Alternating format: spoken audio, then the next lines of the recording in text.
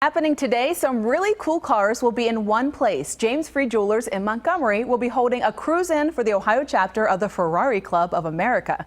Joining me this morning is Michael Kelly to tell us more. Thanks for coming in. My pleasure. You have plenty of information to fill us all in about this fancy car situation, right? I do. I've been a member for 21 years, and today we're going out to James Free Jewelers. One of the cool things about the Ferrari Club is you get to do unique events. And they are providing one. We'll get to go in their back rooms and see how they repair watches, make jewelry, and they'll have their jewelry designer there who last time we did this designed some custom pieces for members to buy. Wow, that's fantastic. So it's a kind of a twofold thing, that learning about jewelry and learning about cars. Absolutely. Right? We always learn about the cars. What about the car part? What do you find most fascinating? Why have you been part of the Ferrari Club of America? Because of the people. Some of my best friends in the whole world are because of this club. They're the most generous people on earth. They will turn their car keys over to you in a heartbeat and say, see what you can do with this thing. So if you're new to learning about Ferraris, what are you going to find today when you go? You're going to see a variety of cars from the 308, which is famous in the Magnum PI TV show, up to the 458, which up until a few months ago was the latest offering from Ferrari. So you'll see a whole variety of cars, mostly the 8-cylinder models, but there'll be a few 12-cylinder models there as well.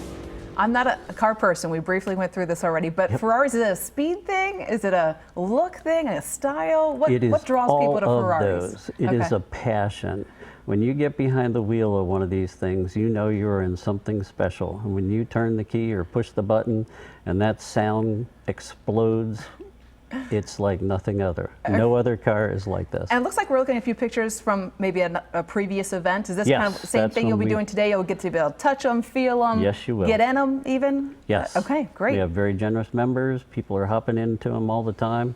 When I had my very first one, a little kid came up and he asked to hop in. I let him hop in and play around for a little while, and then the grandma said, what about me?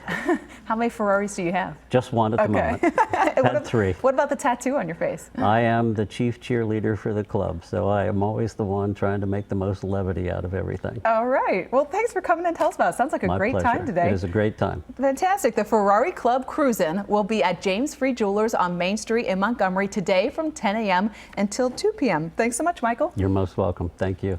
All right. Still a lot more ahead on WLWT, including getting to Oktoberfest may have you tied up in traffic. We just saw some a little bit ago, and the road closures that you need to know about before you make your way downtown. Plus, a live look outside. You can see the sun popping in through the clouds.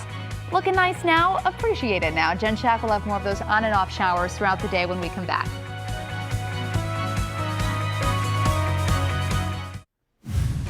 Now a News 5 today, a murder mystery in Butler County. We talked to the relatives of a local father shot and killed as police search for a suspect. Oh yeah? Okay. And the Hudy 14K is getting ready to get underway. We're ready for beer! Danke Shane, Alvida Zane, and somebody cousin Zane. Be prepared for rain. If you do outdoor activities today, Jennifer Shack has if the day will be a washout in your most accurate forecast. It's Saturday, September 17th, 2016. This is WLWT News 5 Today. Some of those richer things really get me going, right? I know. Good morning, everyone. I'm Megan Mitchell alongside Jennifer Shack. Now, there's so much going on today. Of course, Cincinnati, or Oktoberfest Cincinnati, you've got Taste of India going on. If you're not looking for food there, just check right behind us in the Weather Center. You've got some food. Maybe I'm snacking a little bit. Yeah, you've been snacking. But you know what? That's the thing. We're also going to be eating throughout the day today. It's going to be a great day. I'll tell you what, the Hudepohl 14K is going to make it through a dry day today for the run this morning. So they're not considering it a washout. Total washout by any means.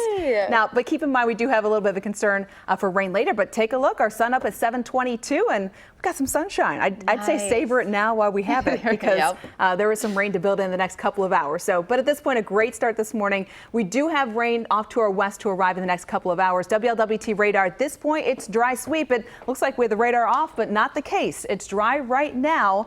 We're expecting that rain probably toward our midday to early part of the afternoon, the most steady, and then we'll continue with periods of rain and a couple of thunderstorms into the late afternoon as well. So not a washout, but we do have some rain heading our way. CityCam shot visibility high right now. Between now and let's say 11 a.m. or noon, mostly cloudy, some peaks of sun, a very stray shower or storm possible, but not too much for the morning hours. Then as we head towards the midday, periods of steadier rain, some mixed in thunderstorms, maybe some downpours at that. Not the entire time period from noon to 8 p.m., but wet and dry periods during that time period. I think that we'll see the most coverage at that point. And then fewer storms as we make it into our evening, but still cloudy and damp. We'll talk about the rain moving out and the better Sunday in the forecast. That's coming up. Megan. Good to know. We'll check in on those details in just a bit. Thank you, Jen. The brother of a local pastor died after being shot inside his own home in Hamilton. So far, no one has been arrested. Police say that officers responded to the home of 37-year-old Calvin Simmons Jr. on University Boulevard early Friday morning. Simmons was found with a gunshot wound to the stomach and died about an hour later in the hospital. His sister, Pastor Shakella Matthews, says that she has no idea who would want to hurt him and why he would be the target of this deadly crime. He was always just the good guy. So I never knew anything about anything, being mixed up or anybody, he crossed anybody or anybody crossed him or there being any bad blood out there. I didn't know of anything. Again, no arrests have been made, and investigators say the murder was not random. Hamilton police are asking anyone with information to give them a call. The Florence man found dead in central Kentucky will be laid to rest today. The funeral for Bobby Jones will be at 1 this afternoon at Independent Baptist Church in Letcher County, which is just southeast of Hazard. Jones and his girlfriend, Crystal Warner, went missing more than 2 months ago now. The body of Bobby Jones was found last month in Clark County, Kentucky. Warner's body has not been found. A man who rented property from Jones is now charged in his death. Oktoberfest Cincinnati combined with a Reds homestand could lead to a tricky travel for many of you. We're taking a live look right now at the big changes in northern Kentucky. You'll want to steer clear of the roadwork along 7175 near 275.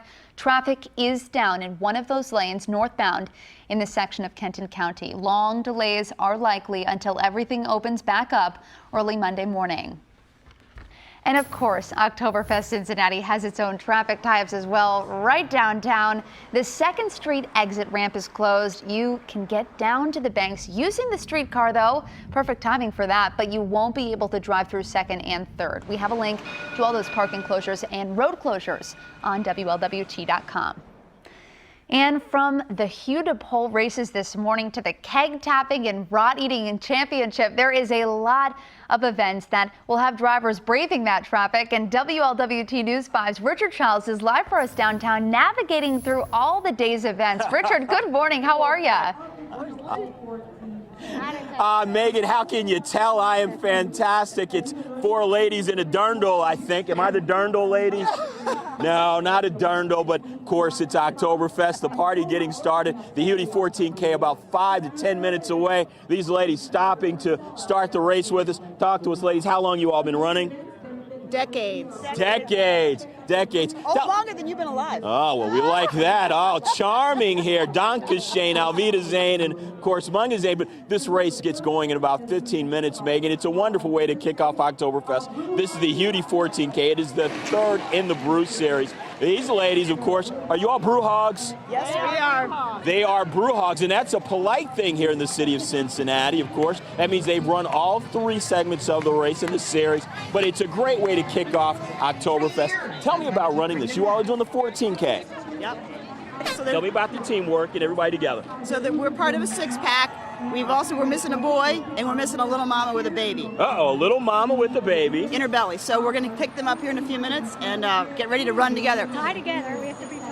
All right, so the rules have to be tied together as part of the six-pack, of course, that fits in with the brewing tradition. But this just certainly captures the spirit of this great race. Ladies, you all have been doing this for so long, having a wonderful time. Megan, you've got to come down. It's certainly a perfect way to burn off those calories from all of those cream puffs and the great beer at the end. Ladies, sausages.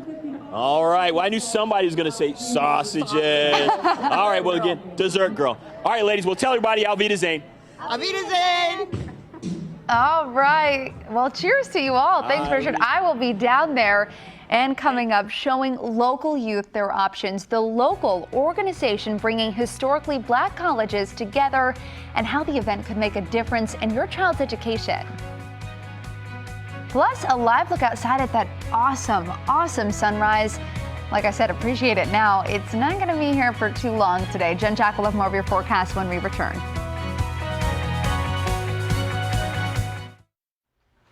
So an event is coming up to help our students make the transition from high school to college a bit easier. Joining me from the Cincinnati Association of Black University and College Alumni Organization is President Rev Irv Moore and Charles Daniel. Good morning, guys. Good morning. Yeah, so first, why don't you tell us a little bit about what this is all about?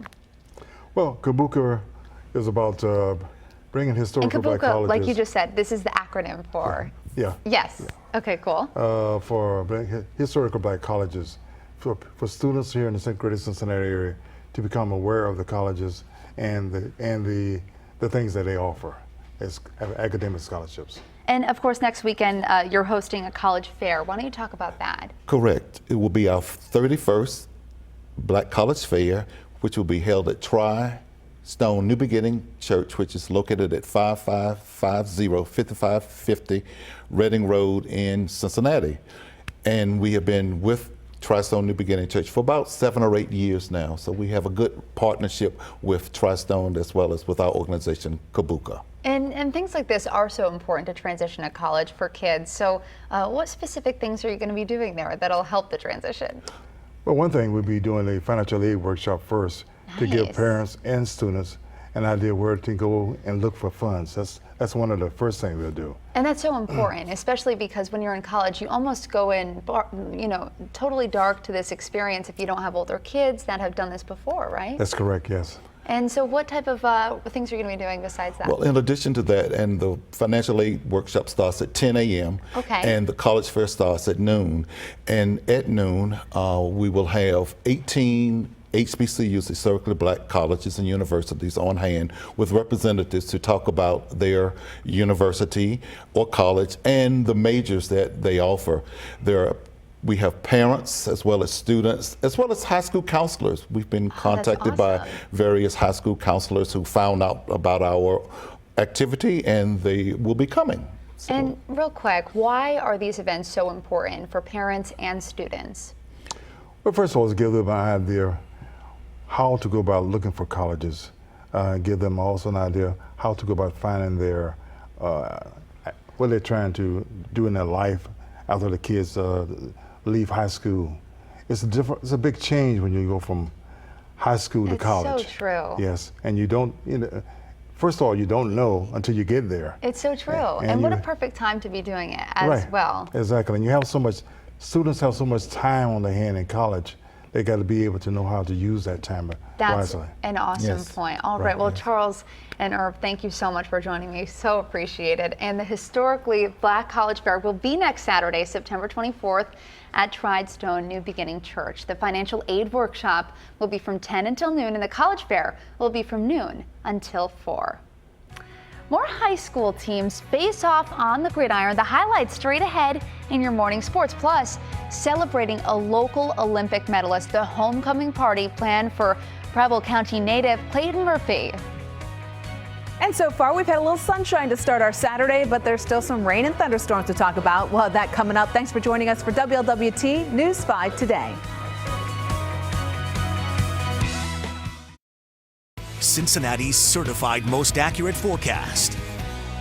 Well, late last evening and early this morning, a couple of downpours and thunderstorms, but we've been dry now for the last couple of hours. And note kind of our location right in between some rain to our north and to our west, but overhead locally, basically a dry morning in progress. That band of rain off to our west still waiting to arrive as we make it into our midday. We've seen a couple of very small showers on the radar up through Franklin, Fayette, and Union counties especially. May clip extreme northwest Butler County north of Oxford, but these are very light sprinkles, very brief, not a problem. The rest of us are dry right now under mostly cloudy skies. We are waiting for rain in the next couple of hours. Our Futurecast doing a great job lining up here at 8 a.m. We have mostly cloudy skies, some sunshine, dry conditions.